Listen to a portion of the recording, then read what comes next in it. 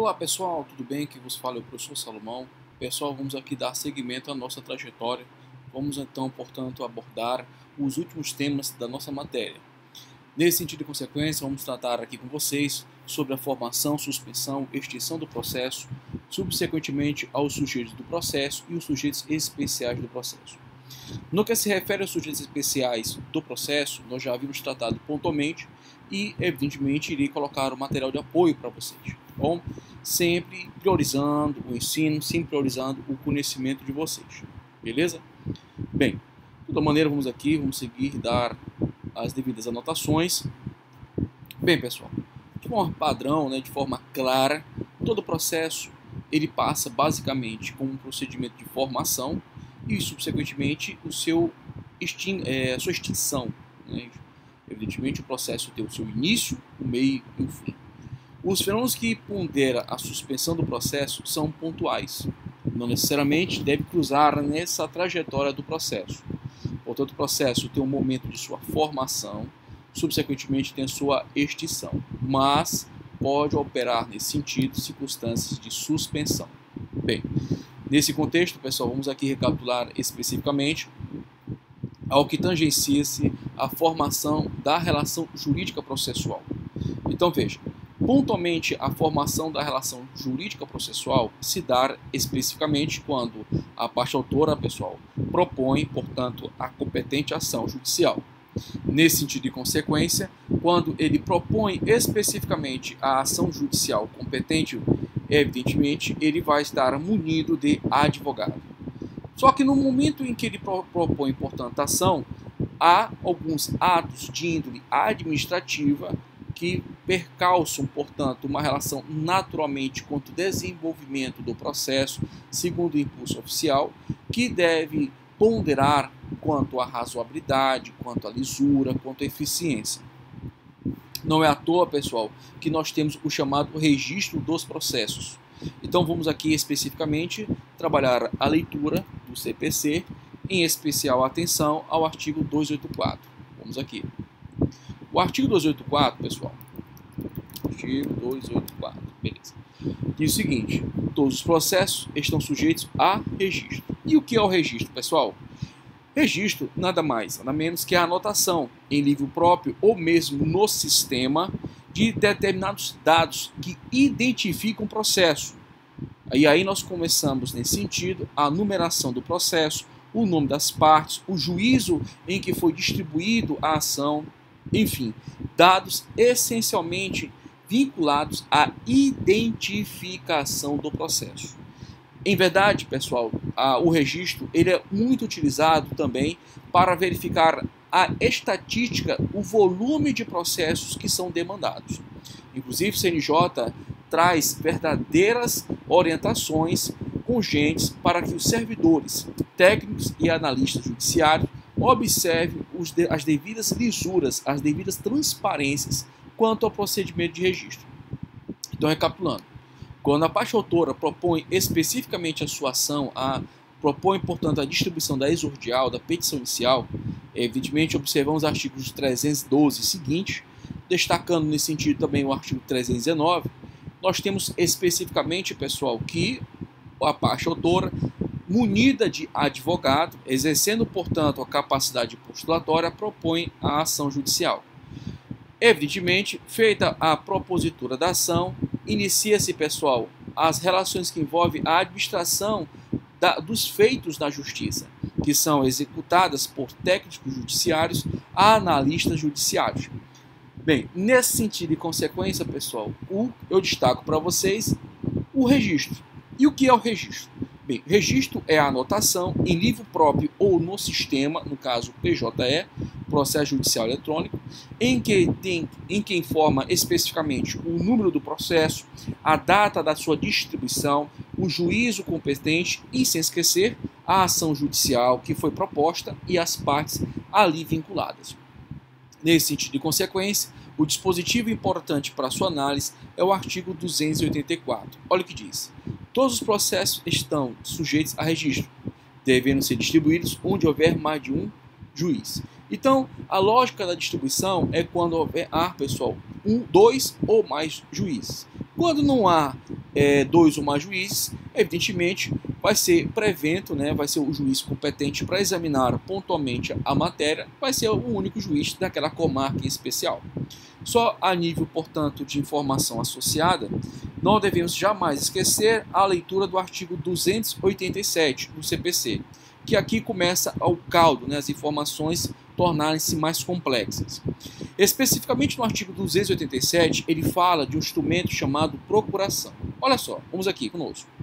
A petição inicial deve vir acompanhada de procuração, que conterá os endereços dos advogados, eletrônico e não eletrônico. Bem, no Código de Processo Civil de 73, pessoal, não havia a exigência de informações do e-mail profissional do advogado. Na petição inicial, hoje, a partir em especial do advento da vigência da Lei 13.105 de 2015, é conditio sine qua non haver pontual e clara referência ao endereço eletrônico do advogado. Nesse sentido de consequência, é importante relembrarmos a disciplina do artigo 319. Olha o que diz. A petição inicial indicará o juízo a que é dirigida, os nomes, prenomes, estado civil, existência de união estável, a profissão, o número de inscrição do CPF ou do CNPJ, o endereço eletrônico. Então veja, além do endereço eletrônico do advogado, por força do artigo 287, deve também ser colocado nos autos processuais, pessoal, na parte inicial, portanto, no rosto da petição, né, o endereço profissional do advogado e também, de forma correlata e dela sucedânea, também o endereço eletrônico, pessoal, o endereço eletrônico. Tranquilo? Tá de boa? Beleza, pessoal? Vamos aqui, portanto, dar seguimento à nossa trajetória, que é muito bonita porque é o nosso desenvolvimento do conhecimento. Bem, subsequentemente, pessoal, nós temos aqui a informação clara de dispensa da juntada de procuração. Não é o tema de agora, não vou tratar agora esse tema, mas vou tratar hoje com você. Fique tranquilo, mas não é o tema, porque eu tenho que falar para você o que é um contrato de prestação de serviços advocatícios, eu tenho que falar para você especificamente o que é uma procuração. E ainda assim, eu tenho que falar para você o que é capacidade postulatória, as exceções da capacidade postulatória. Então, meu amigo, minha amiga também, é muita informação. Fica tranquilo, na hora certa eu toco especificamente no parágrafo 1 do artigo 287, que já foi objeto de prova. Aliás, associado a isso, vira e mexe a prova do OAB, FGV, pergunta especificamente das circunstâncias em que há a dispensa da procuração nos autos, em especial as exceções ao exercício da capacidade postulatória por parte do advogado. Bem, não te preocupa que nós vamos tratar pontualmente do dispositivo. Bem, pessoal, só a nível de desencargo de consciência, vou ler o artigo 285, que ainda trata especificamente do tema inicial, registro, né? Atos administrativos executados no âmbito da administração forense. Olha só, o artigo 285 traz a seguinte informação no CPC. Vamos lá, abre aspas. A distribuição que poderá ser eletrônica, veja que aqui está claramente em divergência com o Código de Processo Civil 73, porque não havia essa colocação. Havia, portanto, ainda há, evidentemente, uma série de legislações que fala do processo judicial eletrônico, mas aqui está estampado no corpo do Código de Processo Civil. Repetindo, a distribuição que poderá ser eletrônica será alternada e aleatória, obedecendo-se à rigorosa igualdade. Por fim, parágrafo único, a lista de distribuição deverá ser publicada no Diário de Justiça. Pessoal, já vi uma questão para técnico judiciário, essa questão da distribuição no Diário de Justiça. Cuidado, pessoal, cuidado especificamente nisso, porque existe o Diário Oficial do Poder Executivo e existe o Diário Oficial do Judiciário. A distribuição desses processos, pessoal, quando há o caso de distribuição, ou seja, quando não há um único juiz na comarca, ou seja, existe mais de 2 juízes, que é o padrão brasileiro, tem que ser distribuído aonde, gente? No Diário de Justiça. Já caiu para a prova de técnico, tá? Bem, dando seguimento ao nosso trabalho, pessoal, muito legal aqui a matéria, vamos aqui seguir. Aliás, volta comigo aqui. Bem, dentro dessa intercorrência entre o autor propondo, portanto, a sua exordial, propondo a sua ação por meio da exordial, por meio da petição inicial, que é de fato o instrumento adequado, pode haver, pessoal, decisões inaudita alterar parte, né, decisões judiciais de natureza interlocutória. Tá? Há também, né, deve haver situações em que o juiz, inclusive, vai sentenciar. Te acalma que nós vamos tratar pontualmente, porque nós vamos falar com vocês dessa transição entre o autor e, pontualmente, o réu citado. Tá bom? Destaquei aqui para vocês, com muito carinho, muita atenção, que há a possibilidade do juiz conceder liminarmente, inaudita alterar parte, a situação de direito pleiteado pelo autor em todo ou em parte. Isso aqui repercute essencialmente no chamado contraditório diferido. Repercute pontualmente no contraditório diferido, que está estampadamente previsto no artigo 9º do CPC. Vai repercutir, vai reverberar naturalmente no contraditório diferido. Por contraditório, nós esgotamos em muito a matéria. Bem, olha o que diz, pessoal, o caput do artigo 9º. Não se proferirá decisão contra uma das partes sem que ela seja previamente ouvida. Evidentemente, pessoal, o tratamento de decisão aqui são decisões judiciais, pronunciamento do juiz, que constitui, declara, modifica, conserva ou extingue direitos. Nesse sentido de consequência, nós não podemos naturalmente esquecer do princípio da inércia, ou do impulso oficial, ou também chamado de princípio da demanda, que diz o seguinte: o processo começa por iniciativa da parte. Que parte? A parte autora. Mas ele se desenvolve por impulso oficial. Em momento adequado, nós falamos de todas as exceções previstas no Código de Processo Civil relacionadas ao afastamento do princípio do impulso oficial, do princípio da inércia. Beleza? Volta aqui. Então, a regra é o quê, pessoal? É que o juiz tem que proferir decisões, mas decisões justas, coerentes. Por quê, pessoal? Ele não pode proferir decisão se não houver o quê, gente? O prévio contraditório, a prévia oitiva da outra parte.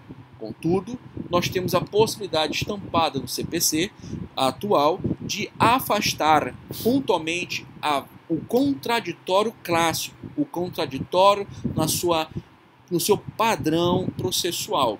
Nós temos aqui a circunstância que há um contraditório, mas um contraditório que se exerce a nível recursal, se exerce pontualmente a nível de contestação posterior ao fenômeno citatório.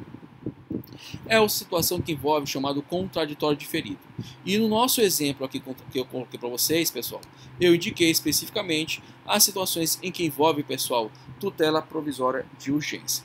Beleza? Tratamos isso em sala de aula, só estou mesmo recapitulando e avançando com conteúdos mais adicionais. Bem, pessoal, dentro dessa conjectura, é indispensável nós conhecermos um fenômeno chamado capacidade postulatória. O fenômeno associado capacidade postulatória. Mas para a gente poder ter um exame mais seguro do que a capacidade postulatória, eu quero falar um pouco com vocês, pessoal, da capacidade de direito, da capacidade de fato, da capacidade civil plena, da capacidade de ser parte e da capacidade processual. Então, são capacidades, evidentemente, estudadas no direito material e também estudadas no direito processual instrumental, mas que impactuam no conhecimento da capacidade postulatória. Bem, nesse sentido de consequência, vamos aqui especificamente ao Código Civil Brasileiro, Lei 10.406 de 2002, que trata pontualmente, pessoal, da capacidade e da personalidade. Texto compilado, vamos em frente. Olha só, pessoal. Aqui tem uma frase linda que, particularmente, eu me empolgo, que é o artigo 1º do Código Civil Brasileiro. Não é à toa, gente, que é uma frase muito, um rigor técnico, porra, show. Olha o que diz. Toda pessoa é capaz de direitos e deveres na ordem civil. Pessoal, infelizmente, a época do Código Bevilacqua, né, antes do nosso Código Civil 2002, havia um tratamento jurídico, havia um tratamento jurídico de que a pessoa consagrada, portanto, no Código, dotada de direitos e deveres, era a pessoa do homem. Se você pegar o Código Civil de Bevilacqua, ele dizia o seguinte: todo homem é capaz de direitos e deveres na ordem civil. Mas, atualmente, pessoal, inclusive com grande impacto trazido pela Constituição Federal de 88, que é a Constituição Cidadã Brasileira, deixa bem claro, reverberando, que não há nenhum sistema de desigualdade contra o homem e a mulher. Não podemos pensar assim. E assim, reverberando esse sentimento, o Código Civil atual, ele deixa bem claro que toda pessoa é capaz de direitos e de deveres na ordem civil. Aqui nós estamos falando inicialmente da capacidade de direito. E o que seria a capacidade de direito? A capacidade de direito, também chamada de capacidade de gozo, dentro do direito comum, ou seja, do direito civil, faz referência de que todos nós somos aptos a ter direitos e deveres. E esse fenômeno ele é que surge na relação jurídica humana a partir do indivíduo ter a sua personalidade civil. Bem, pessoal, sem muitas delongas, existe a teoria concepcionista, a teoria natalista, existe a teoria mista, existe uma série de teorias que vêm a identificar pontualmente o surgimento da personalidade. Bem, para aqueles que são adeptos da teoria natalista, pode-se dizer que a personalidade civil começa essencialmente com o nascimento com vida. Só que é interessante observarmos que a lei ela faz uma ressalva. Mas a lei põe a salvo, desde a concepção, os direitos do nascituro. Esse final da relação. Mas a lei põe a salvo desde a concepção. Pessoal, concepção vem do latim conceptum, ou seja, conceber. Traz uma natural percepção de que, desde o momento em que há a concepção, conceptum, há necessariamente o conhecimento da vida. E se há vida, há um indivíduo. E esse indivíduo tem direitos e deveres na ordem civil. Você encontra categoricamente a teoria concepcionista sendo aplicada de forma com vigor necessário no direito das sucessões. Pessoal, o nascituro ele tem direitos sucessórios, só que evidentemente ele não pode ali exercer factualmente, está no ventre de uma pessoa. Na medida de consequência que é o nascimento, evidentemente ele tem aquela circunstância que era potencial, torna-se efetivo o seu direito. Bem, não vou entrar em detalhes com essas teorias, até porque nossa aula de direito processual civil não é uma aula, pessoal, de direito civil, mas eu vou alongar só um ponto de vista pessoal meu, dentro dogmático, sem fazer um construtivismo ideológico, mas sim um construtivismo dogmático jurídico. Eu sou adepto da teoria concepcionista e nós encontramos pontualmente, pessoal, esse estalar de raciocínio que quando a legislação diz que toda pessoa é capaz de direitos e deveres na ordem civil e subsequentemente ela diz o seguinte, que a personalidade civil da pessoa começa com o nascimento com vida, mas a lei põe a salvo desde a concepção os direitos da nascituro, na primeira parte que diz que a personalidade civil começa com o nascimento com vida, ela traz uma impactuação, pessoal, a nível de registros. Está aqui estampadamente no artigo 9º do CPC, do Código Civil, em especial dedicação ao seu inciso 1, que diz o seguinte: serão registrados em registro público, serão registrados em registro público os nascimentos, casamento e óbitos. Só se registra, pessoal, se temos pessoa. E é indiscutível que a pessoa viva é pessoa. Tudo bem? Só para finalizar esse raciocínio, já chego já no CPC. A expressão pessoa, pessoal, vem do grego persona, máscara ou envoltório. Na medida de consequência que pessoa pode ser natural ou jurídica. São seres de representação. A pessoa ela representa uma ficção jurídica. E aí foi delongando a evolução da ciência jurídica. E hoje fazemos o seu interlóquio, não coloquial, mas formal e informal, de pessoa como qualquer ser humano, mas é equivocado. Pessoa, nós temos pessoa física, natural, humana, e na outra medida nós temos pessoas jurídicas, que podem ser de direito público interno ou externo e de direito privado. Tudo bem? Tranquilo? Bem, recapitulando, portanto, nós temos o estudo da capacidade postulatória. O estudo de hoje é capacidade postulatória.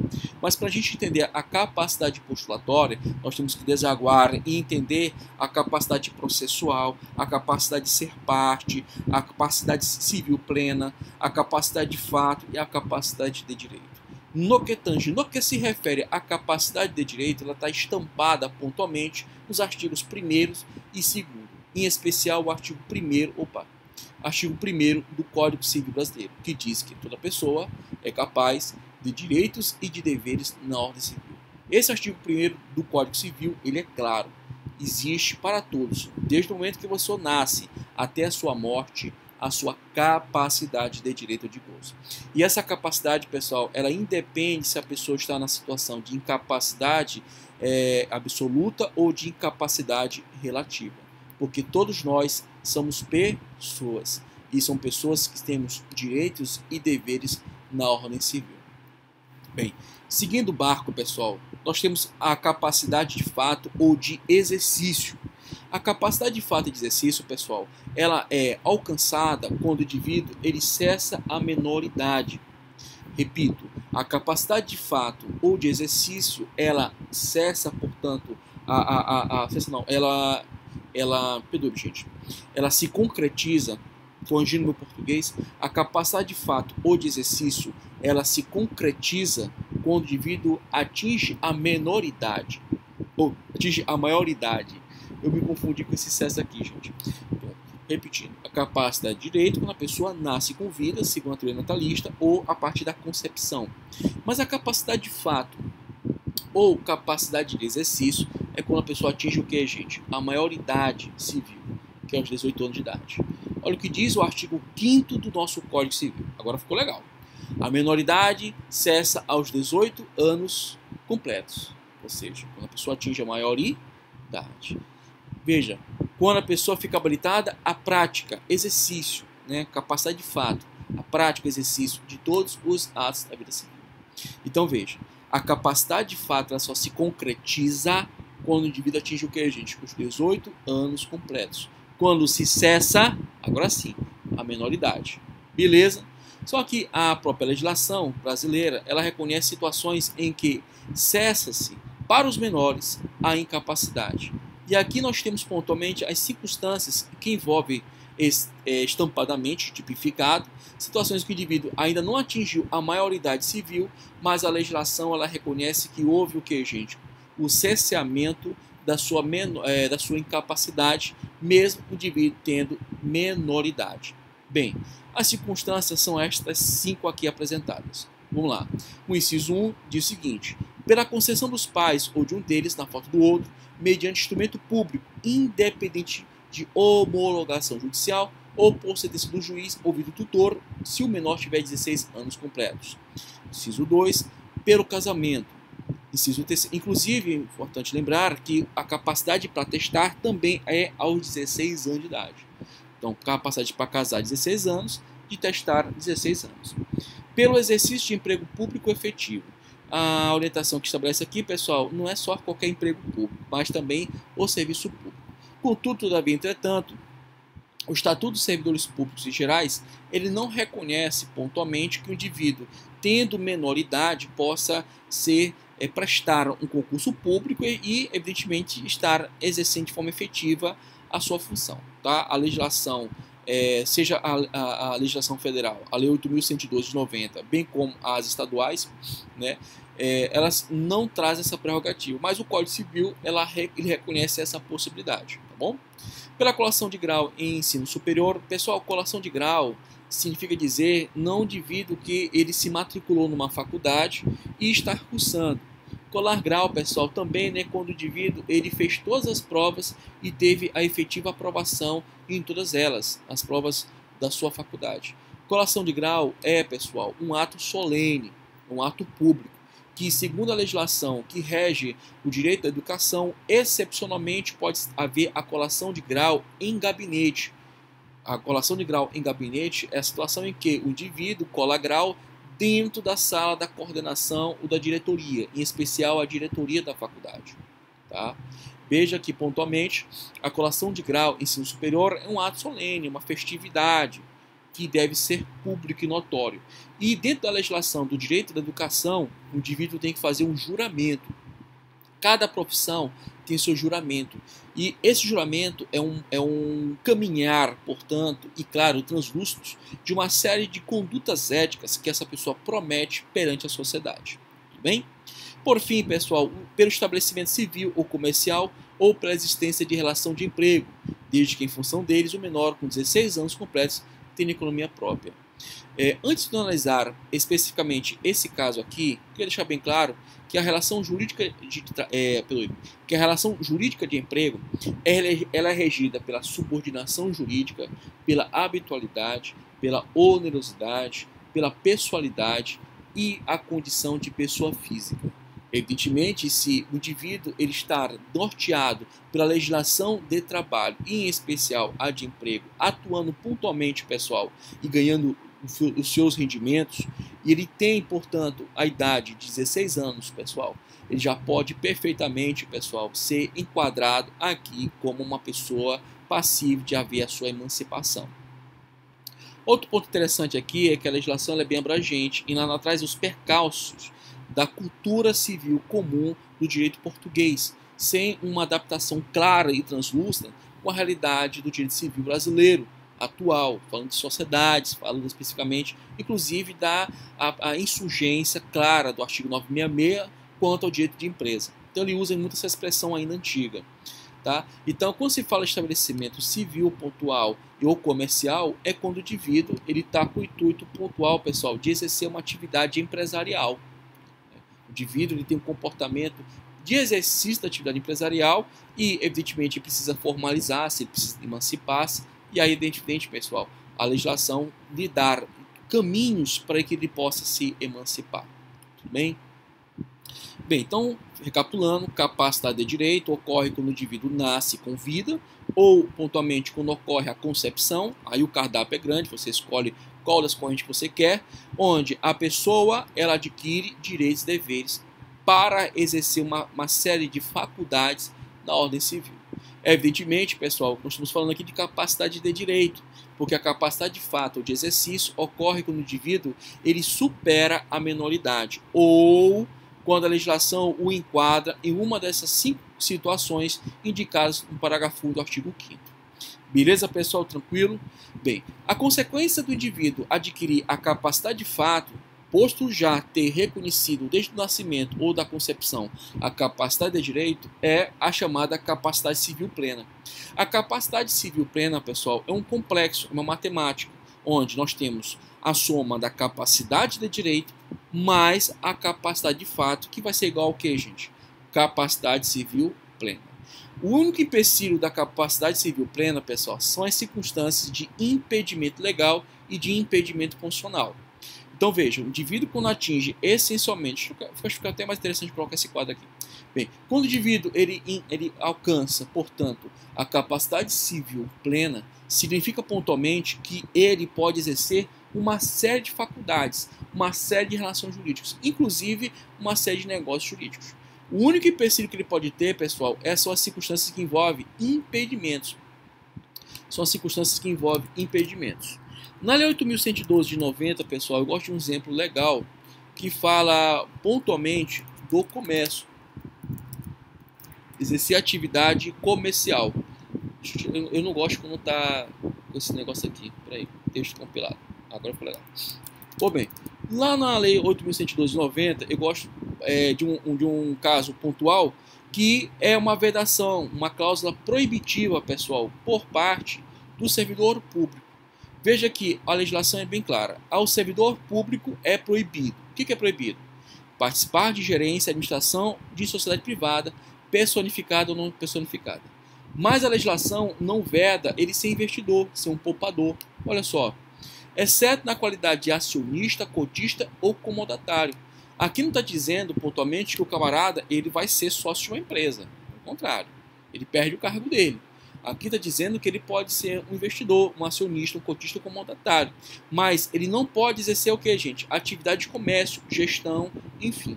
Então, é uma cláusula clara, legal, de proibição da sua atividade. E só para fechar aqui o raciocínio quanto à questão da idade, isso aqui rapidinho, uma lei bacana de estudar.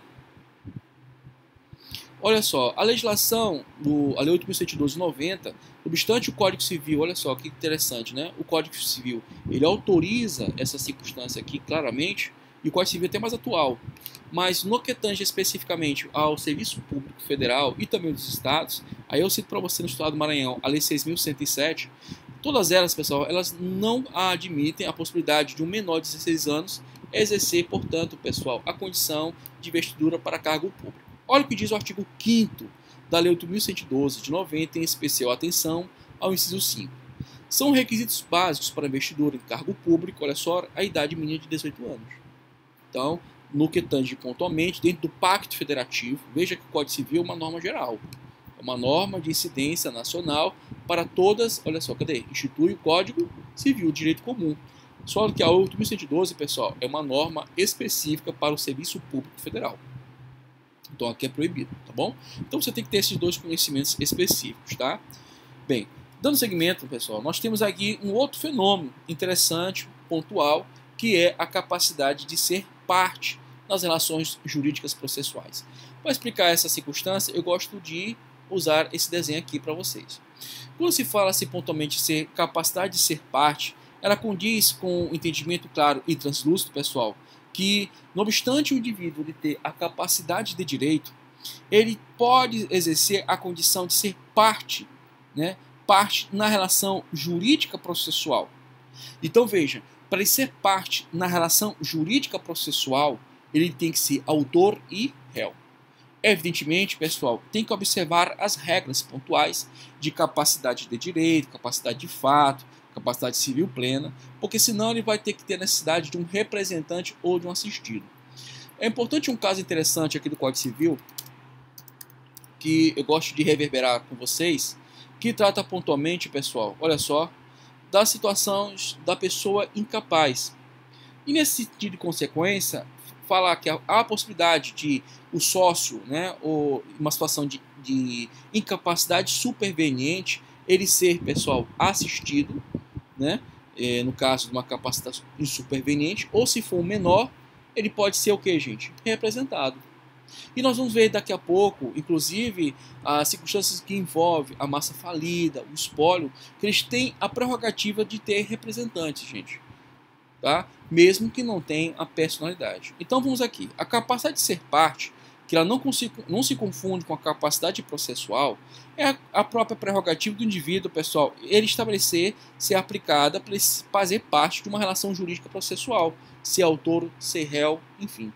Nesse sentido de consequência, o autor ele tem capacidade civil plena e o réu tem capacidade civil plena. Mas se for uma pessoa jurídica, evidentemente não vai ser o critério civil, né, do direito relacionado às pessoas naturais. Evidentemente ele tem o quê? Uma regularidade quanto à sua condição de pessoa jurídica. Lembrar a chamada teoria da realidade técnica. Tá? Lembrar pontualmente a teoria da realidade técnica, que está no artigo 45 do Código Civil. Olha o que diz. Começa a existência legal das pessoas jurídicas de direito privado com a inscrição do ato constitutivo no respectivo registro. Essa primeira parte aqui, pessoal, ela fala da teoria da realidade técnica. Então vamos supor pontualmente que nós temos aqui um consumidor e o réu é uma empresa fornecedora aí de alimentos, sei lá, uma pessoa jurídica de direito privado. Então, para que ela tenha, no mínimo, as condições para ela estar em juízo especificamente, evidentemente ela tem que observar as suas condições. Ela tem que ser o quê, gente? Ela tem que ter pontualmente a condição de pessoa jurídica. Mas, professor, e se ela não tem personalidade? Significa dizer que ela está fora? Não. Pelo contrário, ela, se for o ente não personificado, uma sociedade comum, uma sociedade irregular ou ainda um espólio, faz parte da relação jurídica processual. Então, qual a importância desse estudo? A importância é que a capacidade de ser parte ela é muito mais ampla. Ela tem um caleidoscópio de situações muito mais abrangentes, porque ela abrange tantas pessoas físicas, jurídicas e entes não personificados. O que importa aqui nesse ponto modal é que estejam devidamente inseridos nas condições prefixadas do CPC para que sejam autor e para que sejam réu. Bem, a análise do que é autor e réu, nós teremos especificamente o seu exame no último capítulo do nosso estudo, que provavelmente vai ser amanhã, tá? Que vou analisar e encerrar o conteúdo. Bem, só um instantinho, gente, beber uma água, deu uma sede, não trouxe, deixa para depois. Bem, por fim, pessoal, eu queria ler com vocês o artigo 71, na verdade, né, do CPC. Pessoal, olha só. O artigo 70, ele fala da capacidade processual. O artigo 70 fala da capacidade processual. Mas já caiu em prova, objetiva, que o artigo 70, ele falava da capacidade de ser parte, mas não é o caso. Aqui está falando da capacidade processual. Tá? A capacidade do camarada simplesmente a exercer suas prerrogativas de autor e de réu. Ele poder contestar se for réu, ele poder recorrer se for sucumbente. Então, nesse sentido de consequência, vamos aqui ao artigo 70 do CPC. Lei 13.105 de 2015. Olha o que diz. Toda pessoa que se encontre no exercício de seus direitos tem capacidade de estar em juízo. E a capacidade de estar em juízo, pessoal, é a capacidade dele processual. Tá bom? De ser parte é a condição de ser autor e réu. Beleza? Tranquilo? Então, condiz a capacidade de direito, contudo, é a capacidade de ser parte, ela é aplicada no âmbito das relações jurídicas processuais. Está relacionado, portanto, à condição de processual de autor e de réu. Já a capacidade processual é a capacidade de estar em juízo. E essa capacidade de estar em juízo está ligado, pessoal, à possibilidade, à potencialidade de exercer uma série de faculdades processuais. Recorrer, contestar, reconvir, enfim, uma série de capacidades reconhecidas processualmente. O dispositivo, portanto, fala da capacidade processual. Beleza? Está bem claro, não tem que ter dúvida aqui, está no próprio CPC. Show de bola? Tranquilo? Bem, o que nos reverbera a atenção é o artigo 71 do CPC, que diz o seguinte: o incapaz será representado ou assistido. Coloquei com vocês aqui como exemplo, pessoal, lá especificamente o artigo 973, 974, que fala a questão do sócio ou do empresário individual. Se o empresário individual, se o sócio ele for relativamente capaz, será o que, gente? Assistido. E se for absolutamente capaz, representado. Mesma essência e mesma medida é aqui no CPC, que diz: o incapaz será representado ou assistido por seus pais, tutor ou curador, na forma da lei. Beleza, pessoal? Tranquilo? Tá de boa? Agora vamos aqui ao nosso amigo capacidade postulatória.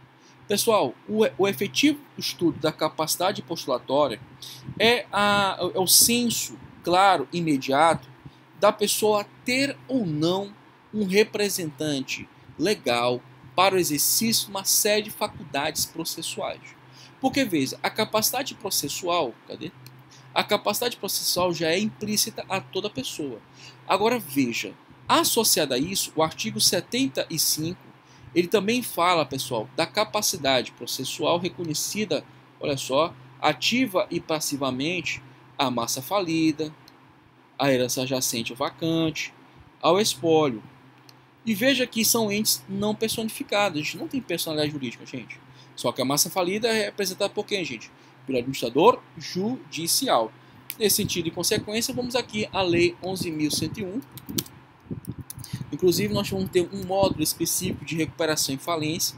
Daqui nas próximas semanas, já vou trabalhar com vocês recuperação e falência. Então, em especial, análise ao artigo 21. Ao artigo 21. Tá? Olha o que diz o artigo 21, pessoal. Administrador judicial, tá bom? O administrador judicial será profissional idôneo, idôneo correto, né? Preferencialmente advogado, economista, administrador de empresas, ou contador ou pessoa jurídica especializada. Tem sido muito comum no Brasil o uso muito de pessoas jurídicas especializadas.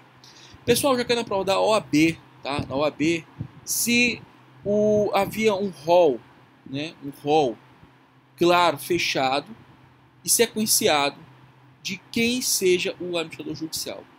Pessoal, o preferencialmente deixa bem claro que, dentre todos os profissionais que existem no planeta Terra, há uma preferência pela legislação que seja advogado, economista, administrador de empresas ou contador ou empresa jurídica especializada. Na questão, caía a possibilidade de ser um engenheiro, podia ser inclusive um médico, quem seja. Pessoal, a legislação ela não impõe quem seja o profissional, só diz quem seja o que, gente? Preferencialmente. Uma questão interessante que reverbero e peço a atenção de vocês quando for fazer uma prova da OAB, em especial, primeira fase, com essas pegadinhas. Então, recapitulando, nós estamos aqui tratando da capacidade processual e, subsequentemente, falando da capacidade postulatória. Na capacidade postulatória, fica claro e translúcido que nós temos que ter a necessidade, pessoal, de um profissional, que é o advogado, procurador, que vai desempenhar atividades em defesa, pessoal, do seu representado. Então, nesse contexto e consequência, nós temos que analisar pontualmente, pessoal, vamos aqui novamente.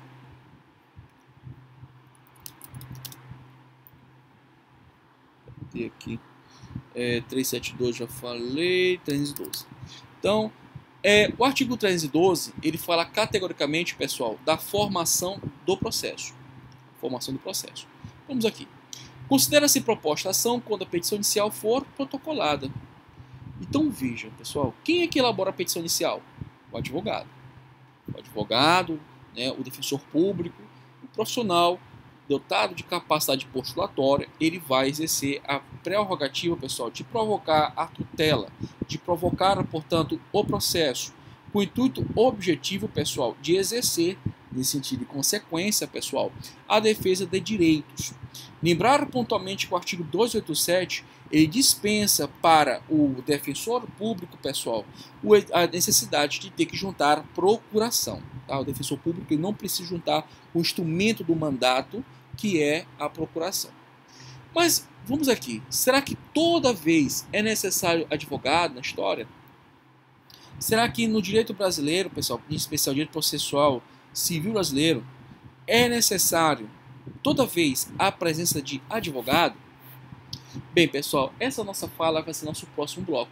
Eu vou te mostrar especificamente, pessoal, 8 exceções claras e translúcidas quanto à capacidade postulatória. Tudo bem? Daqui a pouco, inclusive, vou trazer para vocês um conceito mais técnico de capacidade postulatória. E lembrando para vocês, dessas 8, somente 5 é importante para você saber para a exame de ordem. Mas como eu tenho que te explicar tudo, eu faço um prazer, claro, de fazer isso em gentil respeito ao meu telespectador, ao meu estudante, ao meu ouvinte. Meus queridos, dentro do possível, eu agradeço a sua participação e dentro do possível eu peço que reverbere, compartilhe dessa videoaula. Dê uma força aqui para mim, dê ao maior número de pessoas possíveis. Bom? Nesse sentido de consequência, se for agradável, se a aula ficou legal, tu aprendeu, nem que seja um pouco, mas deu para tu aprender alguma coisa, cara, fico feliz por você. E se for possível, deixa um like, tá bom? Fico feliz, portanto, te desejo um bom dia, uma boa tarde, uma boa noite, fique em paz e até a próxima, se Deus quiser.